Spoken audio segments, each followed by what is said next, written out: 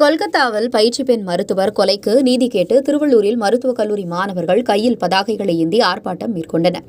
மேற்குவங்க தலைநகர் கொல்கத்தாவில் ஆர்ஜிகர் மருத்துவக் கல்லூரி மருத்துவமனையில் பணியில் இருந்த முதுநிலை மருத்துவ மாணவி கடந்த 9ஆம் தேதி பாலியல் வன்கொடுமை செய்யப்பட்டு படுகொலை செய்யப்பட்டார்.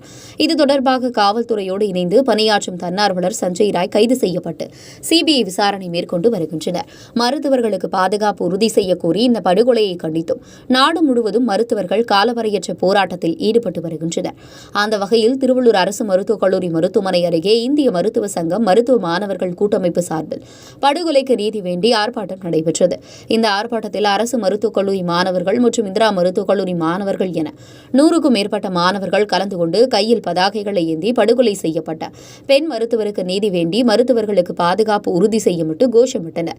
இந்நிகழ்வானது மருத்துவர் சுதர்மான் மற்றும் மருத்துவ மாணவர் ஜெயபிரகாஷ் ஆகியோர் ஒருங்கிணைக்கப்பட்ட இந்த ஆர்ப்பாட்டத்தில் இந்திய மருத்துவ சங்கம் தமிழ்நாடு வடக்கு மண்டல கிளையின் தலைவர் டாக்டர் காசி மற்றும் இந்திய மருத்துவ சங்கம் மருத்துவ மாணவ கூட்டமைப்பு ஒருங்கிணைப்பாளர் டாக்டர் ஜமுனா ராணி, இந்திய மருத்துவ சங்க இளம் மருத்துவர் கூட்டமைப்பு தலைவர் டாக்டர் ஹரிஹரன் மற்றும் திருவள்ளூர் கிளையின் நிர்வாகிகள் அனைவரும் கலந்து கொண்டனர். வணக்கம். நாங்கள் இந்திய மருத்துவ சங்கம் ஐஎம்ஏனுடைய வடக்கு மண்டல துணைத் தலைவர், நார்த் ஜோன் வைஸ் பிரசிடென்ட். என் பெயர் டாக்டர் காசி. இன்றைக்கு இந்திய மருத்துவ சங்கம் அகில இந்திய அளவில் ஏறத்தாழ 3.5 லட்சம் மருத்துவர்களை கொண்ட இந்திய மருத்துவ சங்கம் அறைகோல் விட்டு இருக்கிறபடி 24 மணி நேர வேலை நிறுத்தம், அவசர சிகிச்சை தவிர மற்ற அனைத்து சேவைகளையும் நாங்கள் இந்தியா முழுவதிலும் இன்று நடத்தவில்லை. அதற்கு எங்களுடைய கோரிக்கை 2.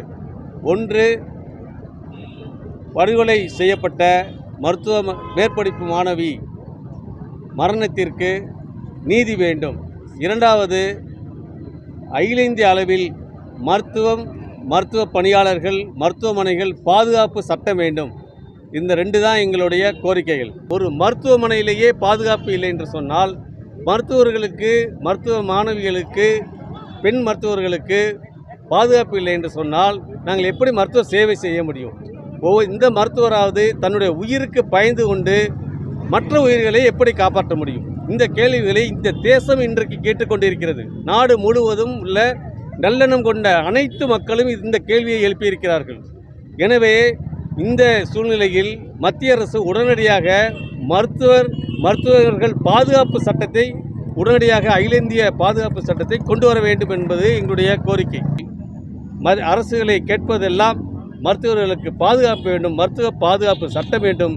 பொதுமக்களை கேட்டுக்கொள்வதெல்லாம் நாங்களும் உங்களில் ஒருவர், உங்களுக்கு பணி செய்யவே நாங்கள் மருத்துவம் பயின்றிருக்கிறோம். நீங்கள் என்னதான் அடித்தாலும் உதைச்சாலும் இன்றும் மட்டும் இல்லை, இன்றைக்கு மட்டுமல்ல, இன்றைக்கும் நாங்கள் மருத்துவ பணியை தொடர்ந்து செய்வோம் என்று சொல்லி உறுதி கூறிக்கொண்டு உங்கள் ஆதரவு, நல்ல விதமான ஆதரவு எங்களுக்கு என்றைக்கு வேண்டும் என்றும் கேட்டுக்கொண்டு என்னுடைய உரையை முடிக்கிறேன். நன்றி, வணக்கம்.